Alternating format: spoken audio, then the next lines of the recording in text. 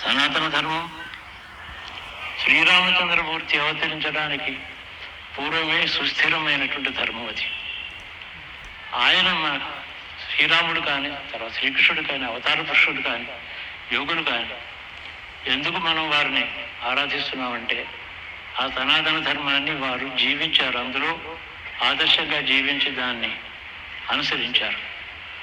అది నేటికి ఏ చారిత్రక మార్పులు ఏమైనా వచ్చినప్పటికీ కూడా సజీవంగా ఉంది, ఎప్పుడు నశించేది కాదు.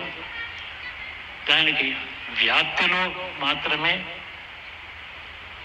ఉచ్చ నీచాలు ఉంటాయి.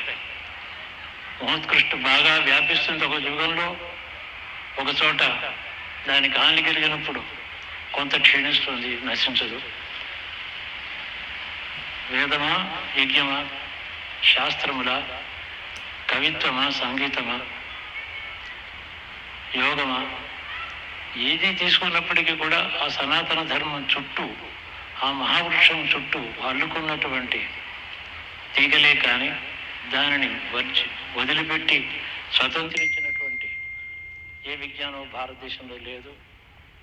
దీనికి ప్రధానంగా ధర్మస్వరూపుడిని రాముడిని అనడంలో దాన్ని పూర్వమే పెద్దలు నిర్ణయం చేసిన ధర్మాన్ని అనుసరించిన వాడు, ఆదర్శంగా అనుసరించిన వాడు.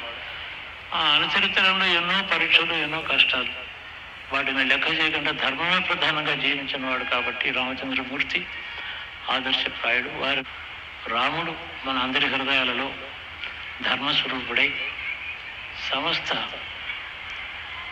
మార్గములు, జీవన విధానాల్లో ఎక్కడ ఏదైనా ఆ మార్గాన్ని అనుసరించి జీవించేటువంటి ధైర్యస్థైర్యాలు, స్థిరత్వము, ధీరత్వము, ఈ రెండు రాముడు మనకు అనుగ్రహించాలి. భారత భూమి తద్వారా జగద్గురు స్థానాన్ని, భారత సంస్కృతి జగద్గురు స్థానాన్ని అలంకరించాలి అని భగవంతుని వేడుకుంటూ సెలవు తీసుకుంటున్నాను.